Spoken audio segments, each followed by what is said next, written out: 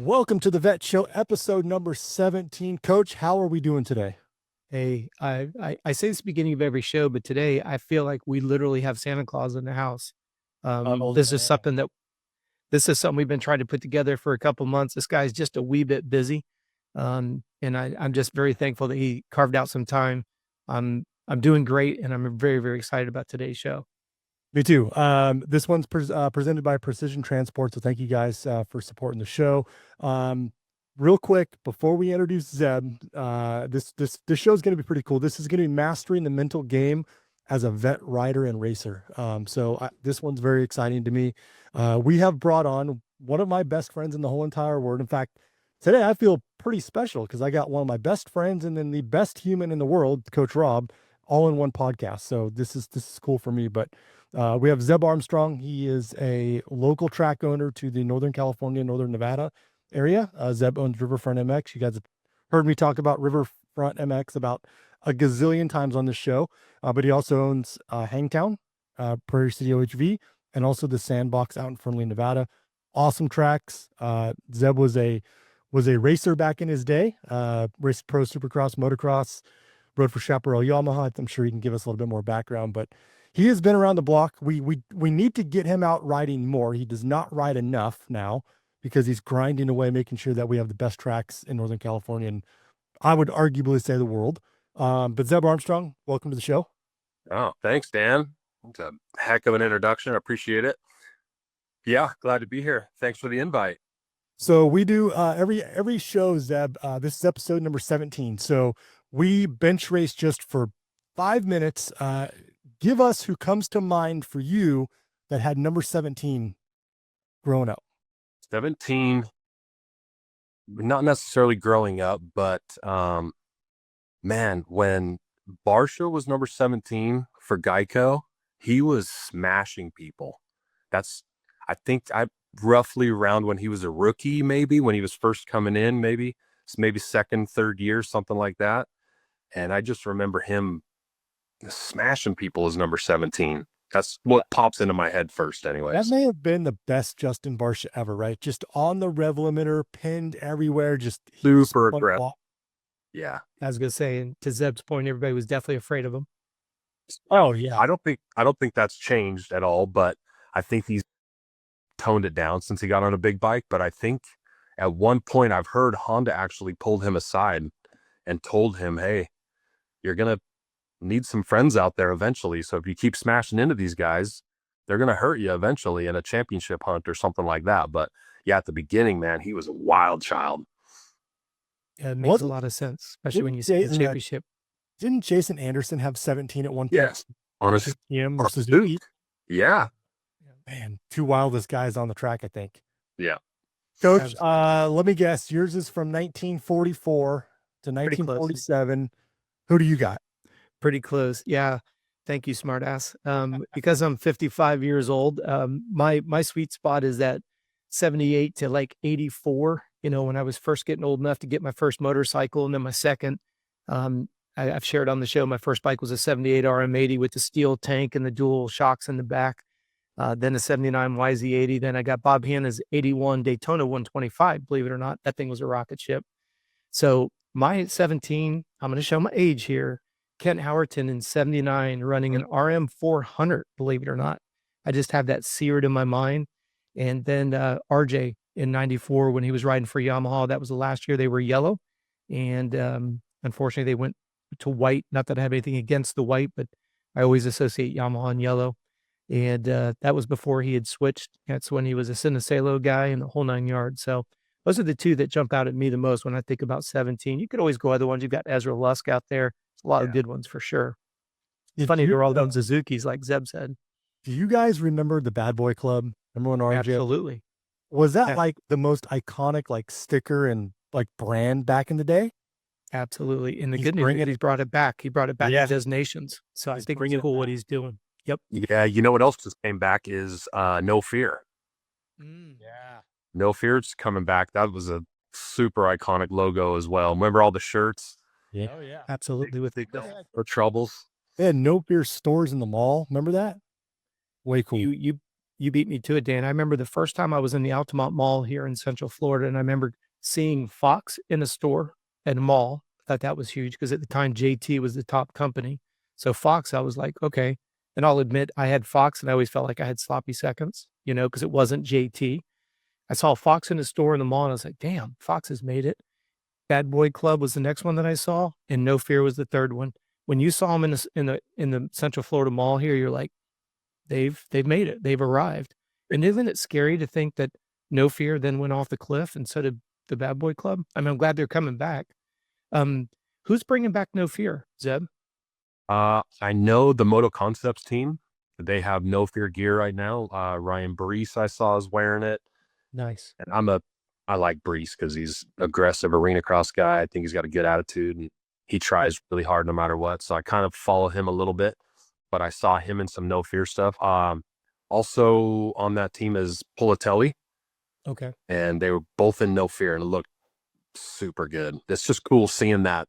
And they made the logo the same as it was back then. They didn't try to reinvent the wheel. They kind of went with that old school look, but on new gear. So it looks really good. It does look good.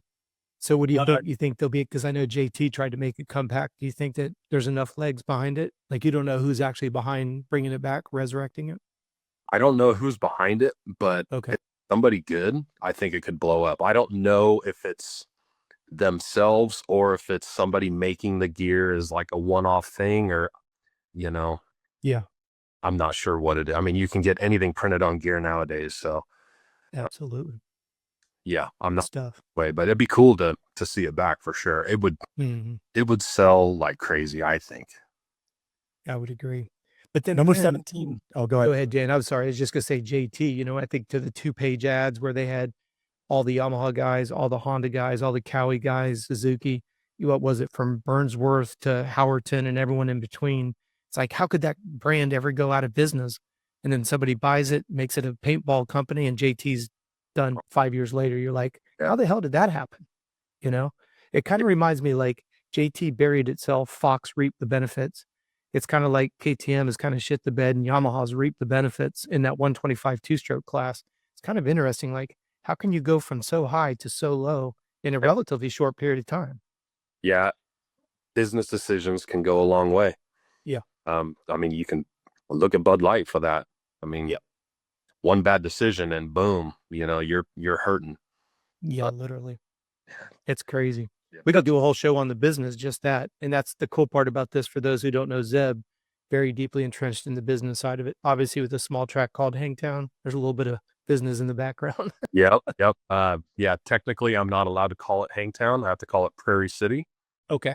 We put the word, when I first got the track, we put the word Hangtown on a flyer, and I think at the time they sent us a cease and desist letter about using the word Hangtown. Okay. Prairie City is the correct term that we have to use, which got you. You can read between the lines. Everybody knows where it's at, but we just call it PC. Thank you, California. Was a cease and desist from the state of California? Nope. Okay. Nope. From the people that run Hangtown itself, the group. Gotcha. Yeah. Okay. The dirt. We'll leave it at that. Yeah. Yep. We'll leave it at that. That's interesting. Yeah. I'm going to give you my quick number 17, Joey Savacci. He is very underrated, I think. He's a good rider. I heard, I'm going to drop a little nugget on this show. Not that I think it'll come through because I don't think it will, but I know Cowie talked to Savacci again for the second spot at Kawasaki. It's open right now. Recently? Yes, recently. Don't think it's going to happen. I think he's going to stay at Quad-Lock Honda, but I think it's cool how that team keeps going back to Joey. He was really good on a Kawasaki. Really good. And I've heard he's a good tester. Have you heard the same thing? I don't know if he, that would be his staple, but I've heard he's a good tester as well. So good feedback. He's got a lot of experience. He's kind of a vet guy. He's getting older. So that second Cowie spot's got to be a 1-year deal, though, right? Yeah, that's what I've heard. Yeah, because there's going to be some guys coming up. We'll see. Yeah, that's such a mystery in the sport right now. It's Kawasaki. How cool would it just be to see AC just slide back in that spot for one more year? Zeb, I am here. Doesn't matter where he finishes. He's so cool just to see him back out there, even out of shape, I'd take it. He's such a good. Bill, and if you're looking for a PR Band-Aid, that'd be a Oh, great one. You'd be able to turn a negative light into a bright light immediately just because he's so charismatic and he's a people's favorite all the way around. always. Okay, boys, let's dive in. Mastering the mental game as a vet rider and racer. This is a, man, there's so many rabbit holes we can go down here. But first, I want to talk, there's a couple different types of vet guys, right? There's vet guys like myself and Zeb, right, that grew up racing a lot when we were younger. I don't race a lot anymore because, you know, we have lives, businesses, so on and so forth. You know, and then there's a lot of vet guys, Zeb, we see them at the track every weekend that are just getting started. You know, they're, you know, 35, 40 years old, 50-year-old. We have guys in their 60s that are starting to ride and race. So there's two different buckets of vet guys out there. And it seems like it's, and Zeb can contest to this, right? The vet guys are the ones that are buying new bikes. They're the ones showing up at the track and really supporting local motocross communities. And I would bet it's safe to say that the vet guys are the guys that are keeping this sport somewhat alive. Yeah, I see the crowds, right? I see them every week. I see them at the races. I see them at practices. There's a big gap right in the middle where there's the vet crowd that's, I wouldn't even say in the 30s, even though that's considered a vet. I would go 40s to 60 that are buying motorcycles. They want to ride. They want to do all of Dan's ride days all the time. And then there's a gap in the middle. So we have big crowds in the vets and we have big crowds in the minis. Like I'm talking minis, 50s, 60s, kind of a little bit onto the 85s, the younger 85s, 9 to 11, 12 to 13 classes. 14 to 16 kind of starts petering out. And then the gap from right there, from 16 years old to 30, there's a gap right there. Those classes are very low right now because I think that's where the kids are like, okay, I'm driving now. I got a vehicle and, you know, maybe they're chasing girls or, you know, whatever. But maybe mom and dad are like, okay, little Johnny's not going to necessarily make it as a pro. So we're going to take our foot off the gas pedal a little bit, and they can't afford it, or they don't want to spend the time doing that. And the kid wants to do something different. Maybe he's not trying as hard or whatever. So from my experience, what I see is the big gap in the middle. So yes, vet guys are spending the money and the minis down low are spending the money. Yeah, it's definitely very interesting. It's very interesting to see, and the landscape shifts, Coach. It shifts, and I don't know if you see it, you know, on the East Coast, but it's constantly changing for sure. And you know, COVID obviously, you know, when there was nothing else to do, we saw a massive, you know, new group of vet riders and racers hit the track because there was nothing else to do. Guys were off work. They went and bought a brand new bike because they're the guys that can afford to go buy a brand new bike, and they show up at the track. It was pretty incredible. You just hit the nail on the head, in my opinion, because you have a unique combination. You have people who didn't get hurt a lot when they were young riding moto. You had some football injuries, some baseball injuries, some ice hockey injuries, but we all know moto has a tendency to take its toll on the body. So it's interesting how many times, Dan, have we talked about athletic durability, right? So now you've got people who are buying into the sport for the first time, relatively few injuries, but they don't have a lot of experience. And we've talked a lot about the term athletic maturity. You know, you mentioned it earlier. You're saying that you hope Zeb gets a chance to ride more. I can give you about 1,000 riders that are hoping Zeb never gets back on a dirt bike again if he's going to go back to Loretta's, because they know they can't beat him, right? Zeb has so much experience all the way up to and including the pro level, riding for PC and Chaparral and all these big teams. We don't want to race against that level of experience because we're like, gosh, he's tested more hours than, you know, let's just say somebody new comes into the sport, right? In a year, let's say they ride X amount of hours. You prorate that over 10 years, Zeb's put more hours just testing suspension than that new buyer is going to have trying to get good on a dirt bike. So it's interesting. That's why I always like to include the riders, people who love to just go out, support the local track, enjoy being fit enough still to be able to ride, but they're not even sure how to get over that double. They don't know if they should hit in third or fourth gear. So there's that lack of athletic maturity, understanding. but they don't have a lot of injuries. So they can go out and ride for hours and not really get tired because they don't have all these injuries, but they don't have all the experience. And you have the ones that have great experience. My back hurts, my knees hurt, this hurts, that hurts. So they're not able to ride quite as long. It's a very, very interesting dichotomy, as you just mentioned. The dynamics change quite a bit. So Yeah, and I think what's interesting, right, is as we get older, and we talk about it a lot on this show, as we get older, it's having the families and having responsibilities and having to manage the risk, right, involved in riding and racing a motorcycle is really tough. It's tough for me. I've been very open about that. I do not want to get hurt anymore. And I think there's, when you look at managing risk and fear, and you look at the two different types of riders, right, or two different situations. You have the more experienced guy that has the experience on a motorcycle, but has had a lot of injuries, right? That's me, right? I'm afraid to get hurt, so and I've had a lot of injuries in the past. And then there's the newer riders that may not have the fear, or I shouldn't say. I would guess that they're probably somewhat afraid, to jump a jump or whatever, but they don't have all these injuries in motocross, so they don't really know what to expect. Yeah, they're being careful.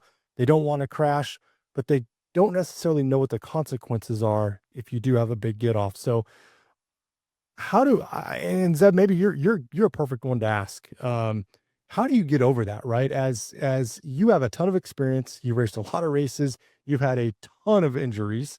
Yep. You have a business, you've got a daughter, just got a new house, like you have responsibilities and you can't get hurt. So when you go to like World Vets, how do you manage to put that behind you? Because I can't do it. I've only coach every freaking night race that Zeb had. Zeb will cover my entries. He said, dude, just come out. And I am deathly afraid. I do not want a first turn pileup. But Zeb seems to be able to manage it because he'll show up at World Vets, having all these responsibilities and stuff. But how do you deal with the fear in managing that risk as an older guy? So for me personally, now I've rode for a long, long time, raced for a long, long time, and I'm in a position now where I'm old enough and I'm able to run a business and also know my capabilities. I know the top of the arrow of the spear part, but I also know where I'm at and where my limits are. So I can go real fast for a couple laps, but I know I'm not in good enough shape to keep that pace. And if I go real fast for 2 laps, I'm going to blow up. And then the rest of my moto is garbage because I know I'm not physically fit enough to ride as fast as I would like to ride the entire time. So I'm a firm believer. I push it on all my vet buddies.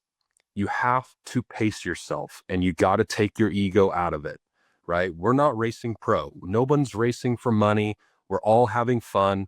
My big thing is I just want to get a workout. How much better do you feel after a day of riding on the drive home? You feel great, right? You're pumped. Just one turn that you hit right feels so good. But if for me, myself, if I go out and I try 100%, I don't have very much fun.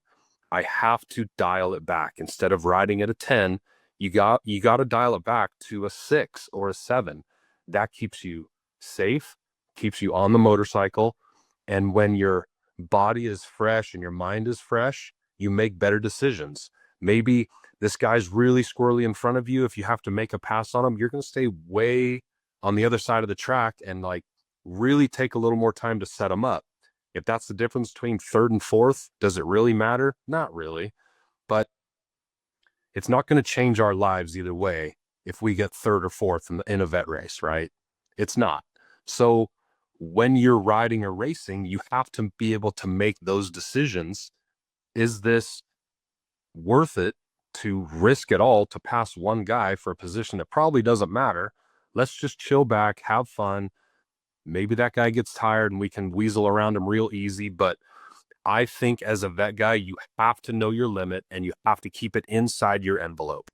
And people get hurt or make bad decisions with crashing into somebody or tangling up or something like that because they ride higher than their level or their fitness ability, which I've asked coach, I've texted him when I'm at races like, hey, I'm super sore and I still have to race tomorrow.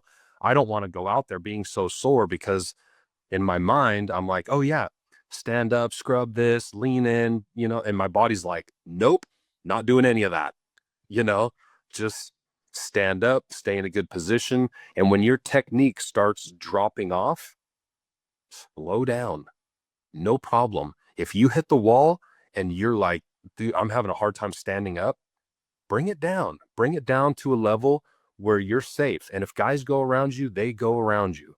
Then the next race, when you go home that week, you're going to go, damn it, I could have stayed in 5th if I was just in a little better shape. Okay, put your running shoes on, put your mountain bike shoes on. Let's go get some miles in, and then progressively start stacking some blocks. But especially when you first start, if you're riding or racing for the newbies, start small. Just go out, cruise, get technique tight. And as soon as your technique starts going out the window, you start landing and your feet aren't in the right positions. And, your chest is getting tired and your shoulders. So you start hunching over. It's time to pull it in. And then start there and then start stacking blocks a little bit longer, a little bit stronger, and not go so far over your envelope where you're going to put yourself in a dangerous spot. That's my opinion. Coach, you deal with a lot of newer riders as well. You have these newer vet riders. They come to you. They've never ridden before. They're a little bit out of shape. They see Complete Racing Solutions online or on Instagram, and they reach out to you and they buy a package and they start working with you. How do you manage and what advice do you give those guys? Obviously, you're on the fitness side and you work on technique and have riding coaches and stuff too, but on the mental side of it, how are you managing these new guys coming in, like Zeb explained? That's what you should do, but it's hard for a lot of vet guys because you kind of come in with a little bit of an ego. I think Sure. some guys come into this sport thinking it is easier than it really is, and we do see a lot of guys riding over their head. But what do you do? What do you say to these people to have them back it down, work on their technique, and get fit? We have a couple things that we drop in, and it's actually a question I would have for Zeb. Zeb, when you go out and you ride nowadays, let's say you're blitzing 2 laps, like you mentioned, and let's generically use the word get tired. Is it because your muscles are starting to give up, or do you find yourself running out of breath? No, I've never in my whole career racing Supercross, anything, I never got short-winded. I was always kind of a cardio machine. Even right now, being, bigger and heavier than I would like, I can still go run. I can still go bike. My heart rates are good. I don't have any of those issues with heart rate stuff. Mine is all muscle wise. Mine is, if I'm not riding and I'm not swimming, I get arm pump like crazy. It's always been that way. In Supercross, it was, hey, how come you can't be a top 10 guy consistently? Well, I get arm pump. I always have. I battled it my entire life, and arm pump is something that is scary, right? When you have it and you're in a Supercross main event or even at your local track, you got arm pump, you lose control of your motorcycle.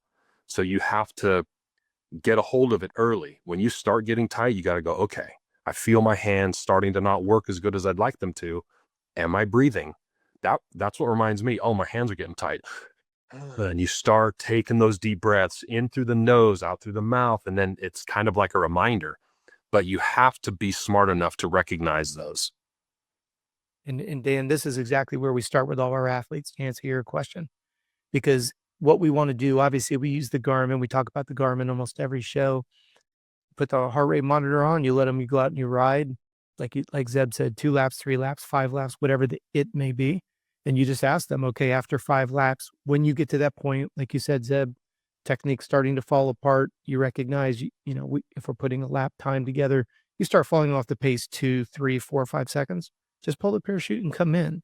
The big question that I always ask Dan is, what got tired? Did you run out of breath aerobically, or were the muscles just tuckered and you had to sit down more than you should? Because when you look at going quote unquote fast.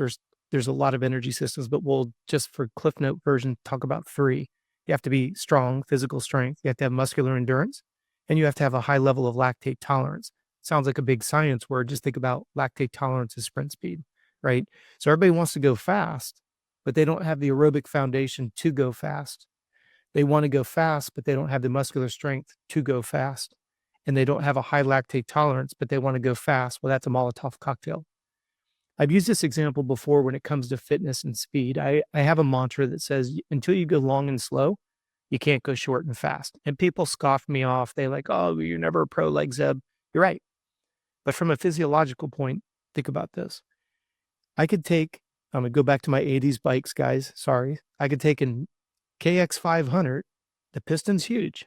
But if I put, at that time, a KX 80 carburetor on it, the piston will never see its potential because of a lack of air fuel, right? So you got this huge piston, but not enough air mixture. Or I could take a KX 500 carb, stuff it on a KX 80. It isn't going to make the piston produce more power, but it's got more air. So your carburetor is your aerobic engine, your piston's the size of your muscular strength and endurance. You meld those together. Why is it so easy to go faster on a 450 than an 85? Simply size of piston, carburetor that matches. Then when you dump the bike and you go to pick it up, that's where, believe it or not, your lactate tolerance comes in, because when you pick the bike up, it's the same thing as doing strength training. We've talked about it a little bit here, Dan, in the past, but what people don't realize is, even like we work with a lot of the GNCC riders, they still have to build their anaerobic threshold. Even though they're not going anaerobic for 3 hours, when you put the bike down and you pick it up, that is an anaerobic system. If you go into the gym and you lift 20 pounds of biceps and I prick your finger, you're going to have a high level of blood lactate. Anything associated with lifting weight is anaerobic by nature. So if you do 10 reps of a bicep curl and I prick your finger, you'll have elevated blood lactate. So a lot of people don't think, Rob, I'm just a vet rider. I enjoy cruising. Well, if you pick your bike up, that's lactate tolerance. Now your heart rate goes from 170 to 192. You get the bike started. This is when I wish we had Kickstarters, because you guys remember, right? Put the bike down, the damn thing's flooded, you're kicking, and you're at Loretta's, you're at World Vets, you're wherever, and guys are just going by and you can't get the damn bike started, and you feel the heat of the bike coming up, and your heart rate's already pinned, and now you can't get the bike to start, and everybody's going by you, right? That's lactate tolerance. Because then when you get the bike restarted, you're not going to be able to resume at the speed that you're at before you went down, because your heart rate's been driven up because of that kicking the bike or picking the bike up nowadays. So that's what makes it so challenging, Dan, is God bless Ken Roxon. Yes, exactly. And now Jason Anderson, right? Yeah. So, and as all joking aside, why do you think that those bikes are going to be idling a lot higher than others? Because they're going to make damn sure that bike doesn't accidentally stall in a corner. Because you can't just roll it like Sexton would do, pull in the clutch and hit the start button again and let it go. His ass has got to stop it, sit there and crank it. All joking aside, that's 3 energy systems: sprint, muscular endurance, and muscular strength. And you're only as strong as your weakest link. So that's what makes it such a science. And that's where the Garmin just takes a lot of the guesswork out. Yeah, and we talk a lot about, physical fatigue, but there's also mental fatigue. And I want to talk a little bit more about that, because honestly, for us, for vet riders, right? Of course, we get tired a little quicker, because we don't train 24. Most of us don't train 24/7 like, the young kids racing are. But I would say that we as vet guys have more mental fatigue than physical fatigue at times. Coach, we talked about on the show, the stress that we go through and just living our daily lives and whatnot. And Zeb can contest this. He'll call me after a ride day or whatever, and he'd be like, "Man, how was it?" And I said, "It just wasn't my day. Yeah, it just wasn't my day," and had nothing to do with getting tired or not riding well, but you just can't get into it, right? You just for whatever it is, you just have that mental fog or mental fatigue. And Coach, I want you to kind of break it down for us. And I think I know where you're going to go with this, because I've kind of identified for myself when I get that fatigue, what triggers it. But if you can talk to us, from a physiology standpoint, why somebody would get, mentally fatigued or have that fogginess at the track. there'll be two reasons. And when I get done with the second one, I want Zeb to take it over because I think people will really be able to relate to Zeb. The first one is people have a tendency to forget. If we're fortunate enough and we get to ride during the week, that's gravy, right? But that's not for most of us. Usually we live for the weekend. We get a chance to get away from the job. We get to go ride. Well, think about it. Residual fatigue. You're dealing with work. You're dealing with family. You're dealing with finances. You're just dealing with life. You got all of Monday, all of Tuesday, all of Wednesday, Thursday. That's what we call residual fatigue.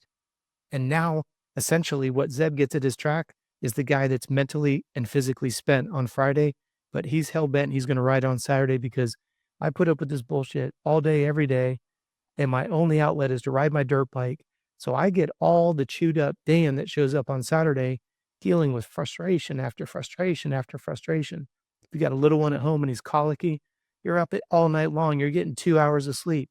But thank goodness it's Saturday. I get to go ride my dirt bike at Hangtown. Excuse me, at Sandbox, right? Yes. And so the idea here is what makes our listeners so dangerous to themselves is they're so pumped they get to ride, but they're the highest level of exhaustion because maybe on Sunday they rest, or maybe they ride on Sunday and rest on Monday. So that's the first one, Dan, that a lot of people don't realize. Like you said, you were off today. What doesn't mean that you suck on a motorcycle. It doesn't mean you should find another sport. All these little negative chatters, that little canary. Oh, I get that sometimes. I get that yes. sometimes. It's that parent-teacher conference on the way home. You're like, what the hell am I doing? Why am I doing this? Remember who showed up on Saturday. It's the guy that's dealt with everything from finances to the rogue boss, or you are the rogue boss with a bunch of squirrels working underneath you. You got a wife that's not happy because you got a colicky baby and she's exhausted. You're not whining, right? These are all decisions that we've taken on, and we're deciding that we want to go ride moto. No disrespect, right? We have an endurance division, and I say it all the time. I can take any vet rider and they can learn to bike, run, swim. They're a triathlete. I can put them on a mountain bike. They're now a mountain biker. I put them on a wakeboard. They're now a wakeboarder. I can put them to a snowboard. They're now a snowboarder. Take any of those sports, take them to Sandbox, give them 10 laps, give them a bike that has a Kickstarter first, and see if they can go 10 laps. It's a completely different ballgame. All vet riders can do other sports. Not all other sports can ride moto. That says a lot right there. So when you look at the idea of residual fatigue, that's its own animal. Then this is where the other side comes in. There is a direct correlation to your blood sugar levels and your brain's ability to process speed. So we've done this several times where we've set up a track. We've had everything from 85s all the way up to vet riders. And we've actually had off-road as well as moto, put them on a track. They go 2 laps at a time, prick their finger, compare it to lap times. As blood sugar drops, lap times get slower. That's a direct correlation. Now think about, again, this is why I want to get Zeb's opinion on this at the highest level, right? Think about when we watch these pros, they're full throttle and they make that executive decision to transition from on the throttle to on that brake, right? You've made that transition mentally. Where's that depth perception? Through braking bumps, finding the sweet spot of entry, apex, and exit. So now you've gone from full throttle, you've committed, you're on the binders. And when you commit from the binders back to full throttle and you go from lean angle to vertical, full acceleration, yep, your riding coach is telling you look further ahead. Be looking further ahead. As you get tired, everything drops. So now everything gets shorter. You're braking real early, usually, or real late, and then you go over the berm. So then you watch somebody like Zeb in these top pros, right? They make it look easy. They just look like they're just flowing through. But then go and watch them after they've put in their 10 or, couple 20-minute motos, their third or fourth one. When we start to see there's a problem with the depth perception, lap times get slower, prick their finger, they haven't been stabilizing blood sugar, whether it's through energy fuel, snacking on fruits and vegetables, peanut butter and jelly, something to keep blood sugar stabilized. So Zeb, here's my question to you. And it's not a loaded question. For you personally, what was more difficult, Supercross or motocross? Supercross came easier to me. So when you go to motocross, what did you graze on during the day in between motos? Man, I know you're gonna hate this. That's okay. It gave Zeb, we don't live in a glass house here, just so you know. Yeah, no, I know. Supercross, you had a gap, right? From practice and qualifying during the day to the night show. So you had a window there where it was, I want to say it was a couple hours that you could eat, relax, outdoors, Just food. more boom, boom, boom, from Yeah. practice qualifying to your first moto. And then, I mean, we had maybe an hour in between to get our body temperature down, try to slam some food in. And for me personally, it's really hard to eat on race day. As I think that's a lot of racers, right? Because your adrenaline's rolling and your stomach's not in a in a mood to absorb a bunch of calories really fast, which it would be great to do that, right? To get everything built back up for your next moto, but you also don't want to be carrying around a big old heavy belly trying to digest when you're on the starting gate of your second moto. So I would have to pick and choose, and it was through a lot of trial and error. And even with, okay, I can try it at the practice track all day long, and I can eat a sandwich and a smoothie and, a handful of this or that. And that's fine on a practice day. Even with buddies that were, racing against each other during the week at our local track training, when you get to the race, it's just different. And it's so hard to have the same crossover when you get in a race situation with food, because your nerves are just, for me, were different. On race day, I'm like, okay, points are going out, money's going out. I have to be on today. And I probably maybe overthought it, but it was hard for me to eat on race day just because of the nerves. And if I was able to get a peanut butter and jelly sandwich down, or a fruit smoothie with some blueberries, a banana, and some protein powder, that was my go-to. The first thing I would do is get my body temperature down, and I would smoothie, fruit, a banana, and some protein powder. That was my very first thing, because it was cold, right? We're always hot in the summer. So I wanted something cold, and I wanted to get some protein in and some carbs in. And after that, I would have a peanut butter and jelly sandwich, and I maybe could get half of it down. But as soon as I would get to that point, I'm like, yeah, I'd eat half, and yeah, I'm good. I don't want anything else, And at the same time, you're trying to get electrolytes in, you're trying to get liquid in, and it's hard to do all that in an hour window when you're also trying to just slow down and recover, and have to go right back up. So for me, it was always smoothies, some type of sandwich, and meat and vegetables in between an hour window just never sat well, and you don't want to go to the start line, burping and stuff like that because you're nervous. And Yep. so I just went smoothie, peanut butter and jelly, and then, you can recover after the second moto. Then all of a sudden you're hungry again. All of a sudden, it's all nerves, right? It's how much pressure you put on yourself. I wish I had the mentality of, yeah, it's all good, I don't care. However it goes, but I'm not that way. I had to have everything down to a science, and otherwise I felt like I didn't do my job correctly. And Dan, this is not a loaded question, right? Because you, as my witness, we don't script our conversation. So Zeb had no idea I was going to ask that question. And this is why it's so important. First of all, high heart rate suppresses appetite. Heat, humidity suppresses appetite. Anxiety, stress suppresses appetite. So you got the big four. What's race day look like from sunrise to sunset, particularly outdoors, right? You got to be there at 6:30, 7 o'clock in the morning. And it's, like you said, it's almost every hour on the hour, there's something going on with no break. Now, here's what's cool, Dan. When Zeb was racing, nobody was talking about this. We've got thousands of listeners that follow the Vet Show that now are going to be able to learn something that Zeb didn't have at his fingertips when he was a pro. When the heart rate goes up, the body's only concern is not dying of a heat stroke. So it literally suppresses digestion. So when you heard Zeb, who we had not spoken about this previously, had no idea, why can't I keep food down? It makes me sick to my stomach. Like he said, he could only choke half a PB&J down. Well, that's because his body's giving him indicators. You put any more down, you're going to see it again.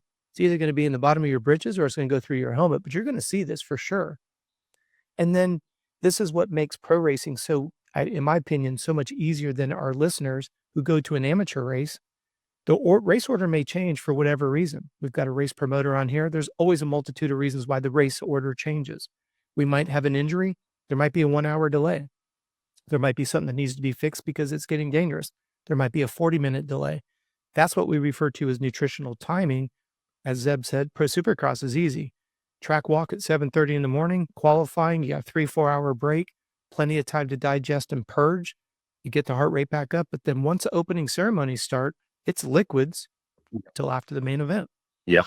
And that's what I wanted the listeners to understand. And again, I promise you, we didn't key Zeb up on that one. That's why I wanted to see when we're talking about stabilizing blood sugar and we're talking about depth perception, so many people forget about the idea that the body doesn't give a flying flip about our eye-hand coordination. It doesn't care about depth perception. It's like, you want to bring my heart rate above 180 and you want me to digest at the same time?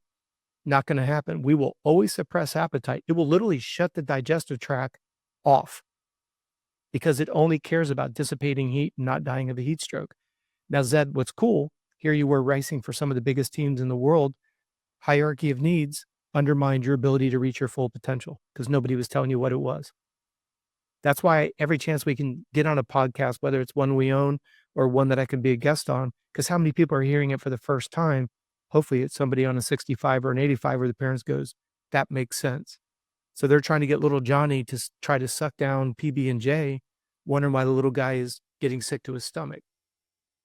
We didn't make the rules. We don't want to break them. And for me, Coach, I've been experimenting. I'm so lucky because I only live 10 minutes from Riverfront. So Sure. I could, if my ride day or, we start at 9 o'clock, I can leave my house at 8:50 and get there by 9. Right. So I could get up at 8:30, load my bike and be at the track in a half hour.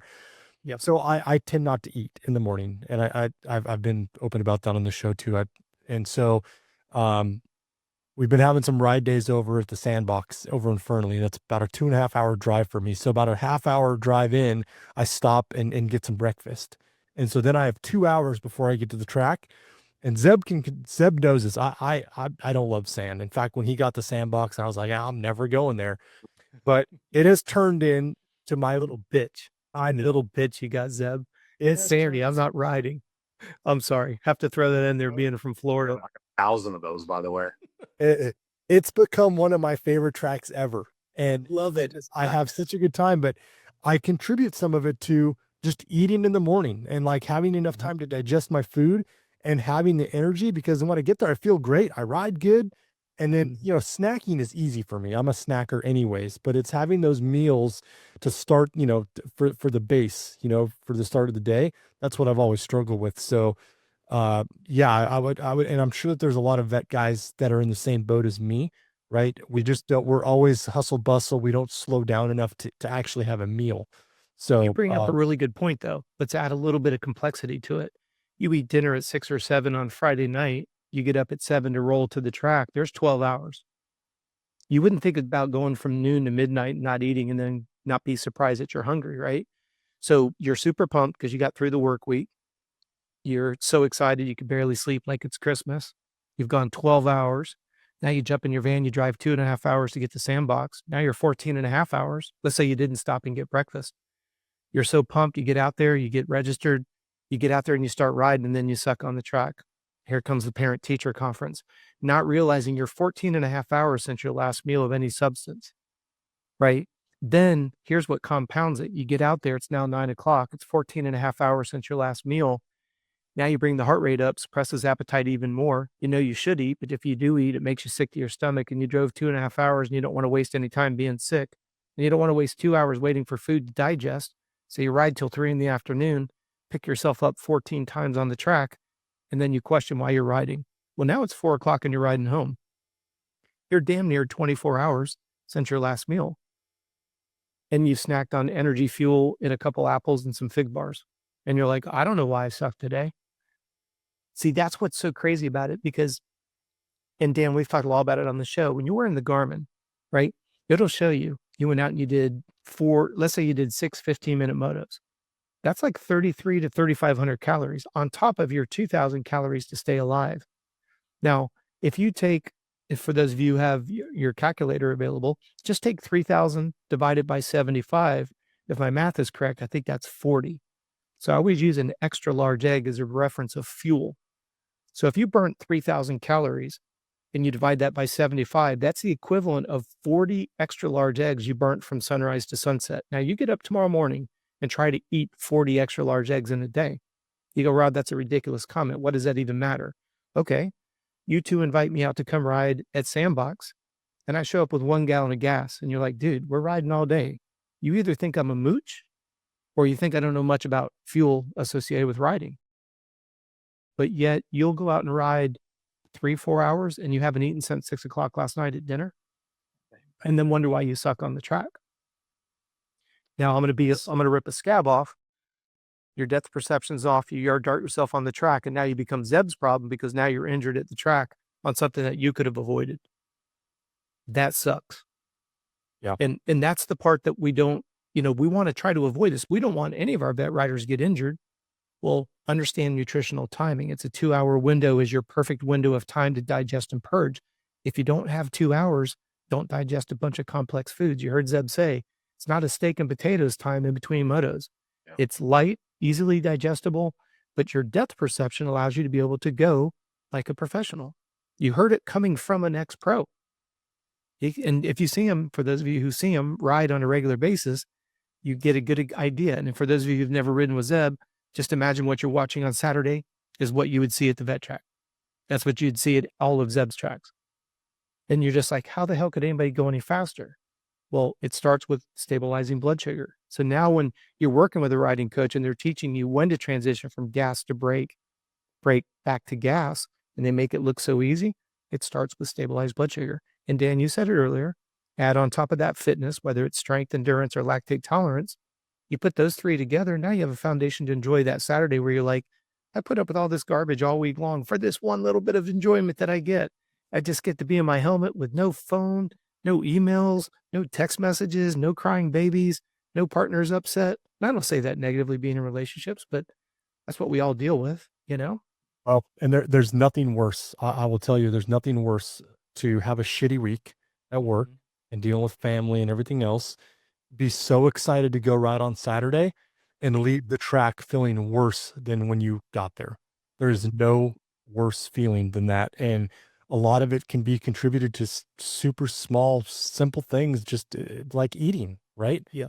So I think that's Zeb. What were you going to say, Zeb? I'm sorry. Yeah. It's, when you don't eat for that long, you're digging yourself into a hole, and it's very hard to work yourself out of that hole when you don't even know you created a hole in the first place. But like, Dan was getting to, having a good day could be as simple as planning ahead a little bit and maybe eating breakfast before you went and rode and getting some calories in, because you're going to expand them once you get to the track. So thinking ahead a little bit and planning for your day, even though it's fun and exciting, you want to get out the door. For me personally, riding it's a little bit different, because me being an owner, for me to ride, I'm busy 24/7. I have to really schedule it. And when I go ride, my head is elsewhere. Most people go to the track and they get to turn everything off, right? You get to turn everything off. It's just you and the bike. You're doing your workout and, you're trying to hit stuff good. You got a new jump to try and this and that. For me, jumping's not an issue. I can still jump everything, no problem, right off the bat. For me, it's an endurance thing. I want to get a good workout, so I keep it in my envelope and I get a nice long workout. But it's hard for me to go ride, because my headspace when I'm riding is I'm riding and I'm thinking about, man, right now I could be weed eating that fence line. Oh, there's a piece of trash over there. I should stop and go grab it. Oh, I don't like, how that looks over there. I need to go move that. Oh, that section isn't, doesn't flow quite right. I want to get on the dozer and adjust that a little bit. Or, oh, I don't like the sign up trailer. I know it's kind of unorganized right now. I want to go fix that. And so when I'm riding, I'm thinking about all the tasks that I need to do or could be doing rather than riding. I actually feel bad when I ride because I'm not working on something over there. There's a piece of trash on the ground and I'll look at it as I'm going around the track, and somebody probably ate a taco and threw the wrapper on the ground. And I'm like, I'll look at it every lap and it'll just bug the crap out of me to where it's hard for me to just turn it off and have a good time, because everybody else is leaving work and coming to the track. Well, the track is my work. that's my business. So when I ride and I'm looking around at all the things I could be doing rather than on a dirt bike, for me being selfish, taking care of myself for 30 minutes, I will feel bad because I could be mowing that. Oh, there's a bench over there that needs a new piece of wood on it, or there's a million things to do. And I feel bad that I'm giving myself 30 minutes instead of going and fixing that. Or the water truck, I need to change a bladder on a sprayer or anything. Are the filters clean? Does something need an oil change? Anything. There's so much stuff to be done. I can't turn it off. So when I don't ride a lot because there's so much other stuff to get done. And that the fun spot is my business. So it's hard for me to go there and just have fun. Like, I want to go ride with Dan. I want to go ride with my buddy. I want to jump right next to him and wave to him right in his helmet, and make him all nervous. Of course, that's fun. Yeah. But at the same time, I need to mow that. I want to pick up that trash. I want to make sure the bathrooms are clean. I want to do all this other stuff. So it's hard for me to find. People talk about balance, right? Like work-life balance. And I have balance is non-existent for me. It's work. Work comes first. No problem. Absolutely. I want to run my business professionally and to the best of my ability. So it's hard for me to give a whole day to just go ride and sit at my van, hang out, and do that. Even when I do go, like I've gone to a couple of Dan's ride days, and I'll go ride and do one moto. I don't get on the bike without staying out for 20 minutes, no matter what, because I don't get to ride much. So no matter what, I'm putting my gear on, I'm going out, I'm out for 20 minutes, no matter what. I don't care if I'm tired, pumped up, whatever. I'll back it down and trail ride the last 5 minutes if I have to. But I'm staying out there to get the workout. And when I'm sometimes, like Dan can attest to this, I'll get off the bike and I'll go, hey guys, give me 5 minutes. I got to go fix that over there real quick. I mean, every time, because that spot maybe got overwatered. I want to pull that stuff off the track. Or, that lip, when I sat down off of it, it just kind of had like an arc to it. I want to level it out or something. If I'm there, I'm in gear, I'm getting on a dozer and going and fixing something. So I have a battle with myself where I need to just turn it off and have fun with some friends and give myself a day. But it's very hard for me. It's a constant back and forth struggle. See, Coach, Zeb didn't know this was actually an intervention that I got put together because I just want to ride with my friend and he just is too busy. So we need to work with him one-on-one, Coach, on work-life balance because he does need to ride. And I have seen him weed eating his riding boots. He'll be out there under the freaking water truck in his gear. So I can attest to that. But one of the things that I want to just kind of to end on is with Zeb is, you raced professionally for a long time and you have a gazillion things to do, but you still make time for the riders in our area to be a mentor. And there is Coach, I've seen, he does it to me.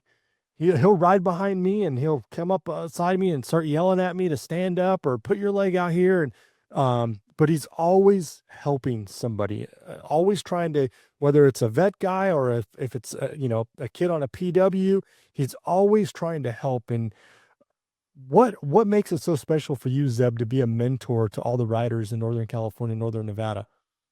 So for me, I like it because people look at me. I'm a big dude, right? And I'm a lot bigger than I should be, right? But that's another story. But when I ride, people are always amazed that I can still ride as much or as fast or for as long. I get that all the time. Man, you don't even ride and you go out and you're out there for 20 minutes. And I go, yeah, but I'm going slow. And they're like, you're not going slow. I'm like, well, for me, I'm going slow. But to bring it back to people like Dan wants to go to the track and have a good time, right? And when I follow like some of my friends or any of these vet guys locally or, and there's some bad dudes locally, don't get me wrong. Like, they're far, they have speed and time on me. But if I can follow Dan for a while, if I'm in my moto, I'll try to find a couple guys and catch up to him. And then I'll back it down, follow him for a few turns, a couple sections, and I can read him like a book. I can tell by his line choice where he's going. how much he's on the gas, how much he's on the brakes, how much he's standing up to sitting down, and the decisions he's making around the track and the way he's jumping and stuff like that. If he's setting his turns up, and I can go, okay, and I can go by and finish my moto. And then afterwards, I'll come in and I can just download with them. Hey, right here, you're going inside to inside, just A to B short term. And I think if you just open it up a little bit, the track is 50 feet wide. Let's use all of it, and start swinging in. You don't have to be on the brakes as much. And if I can just give him a couple little nuggets to think about while he's riding, that might improve his entire day, right? I can give Dan one or two things to think about the next time he goes out, and that will change his whole day. Oh, then he goes out and crushes those 2 turns just because I moved him over 10 feet so he can angle in rather than making this really sharp turn or something very simple. But I can pick out a section or two, and I'll just give the guys 1 or 2 things, and I just pick a few guys or whoever I'm going around when I'm doing my moto, and I'll just go, hey, right here, I think if you try this, it'll help you. Oh, hey, over here, you're really strong over here. But in this section right here, what do you think about trying this? Think about it next time you go out. And that could just improve their day. And when a vet guy has a section that they improve on, that's what I like about the vet crowd, is that they're very receptive to when I'm riding with them and they see me, and then I can give them a couple things to look at or think about. They're a little older, right? So they can process it a little bit better than a kid would. There's a vocabulary issue sometimes with kids when you work with them, but vet guys, they understand. Oh yeah, okay. Then I can get off the brakes earlier and just start rolling on the gas, and then their bike works better and they're not getting as tired. And all I did was spend a couple minutes with them. And if they have a better day, I'm like, I can sit back and go, hell yeah, I just helped that guy have a better day. And he had a better day riding. And now he's going to be motivated to want to ride next weekend, which is going to make him healthier. And maybe during the week, he's going to have a better time with his family. And, that all stems from having a good day at the track. So if I can just help a guy, why wouldn't I? That's just going to make them want to ride more and have, a little bit more love for the sport that we love to do.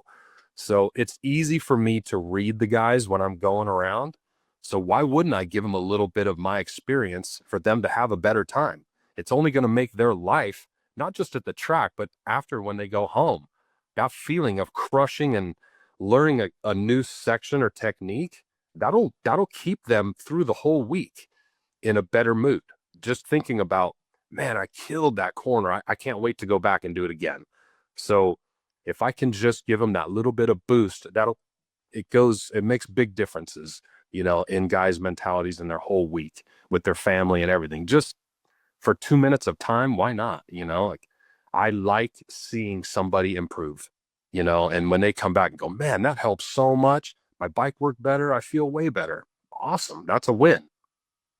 And it does help. It helps massively. I mean, it's Zeb has saved so many of my days for sure. And I think, if you're a vet guy too, and you're learning, or you just want to get better, there's always somebody out there better than you, always, in anything we do, right? But don't be shy to go up and say, hey, Coach Robb, would you mind watching me for a lap and just, just pick something that I can maybe improve on? The vet guys like Zeb, they love to help. Sometimes they're not so like, hey, let me help you, but don't be afraid to ask either, because they get excited about that. So I would encourage everybody to ask for help, ask for a mentor. Just if you want to get better. And here's the thing, it's not only about getting better and being faster and fitter. For us, it's about being safer. We want to be safe. And if somebody can help us be safe on the track by better technique or whatever, you should be all in. Yeah, I mean, that's the name of the game. If you're working with a riding coach, I just want to make sure that you're strong and flexible enough to do whatever that riding coach asks for as long as they ask before you get tired. And then when you come off the track, how do you recover to get back on the track? And that's what, the genesis behind this whole podcast is about. We get it, right? We have a lot of balls in the air. We're juggling jobs and families and children and everything else. And, Zeb talked about it even himself.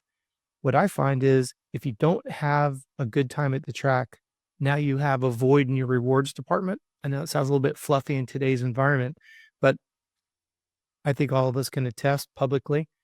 If you don't recharge those batteries every now and then, you start to resent everything. Yep. You know, if you That's think about like a young child who doesn't get enough food, he becomes cranky, short-tempered. He's out on the track trying to learn how to dial in a fast corner and his depth perception's off. He's going to come in fussy and everything else. We're no different. We just chalk it up to, oh, you're moody. You don't like mornings. You know, we make excuses and title everything. But what I have found is if you don't, and you said it best, Zeb, when you come out to the track and you butter a corner because you worked with you, and then they go home, they realize, man, I really worked my shoulders more than I have in the past because I finally am doing it with the right form. Well, maybe that's going to be the catalyst for you to want to be a little bit more dedicated to going to the gym for 20 or 30 minutes, to bed 30 minutes earlier, getting 9 hours of sleep. That's where this really starts the domino, because selfishly for me, I want to make people stronger. When they hit the ground, they don't break, they bounce. And I want to be able to get back up and go, whew, thank goodness I survived that because I'm in shape. Good. Then you see the work you're putting in is yielding dividends. You go and you have a good weekend of riding, that's going to recharge your batteries to put up with another week of bullshit. Yep.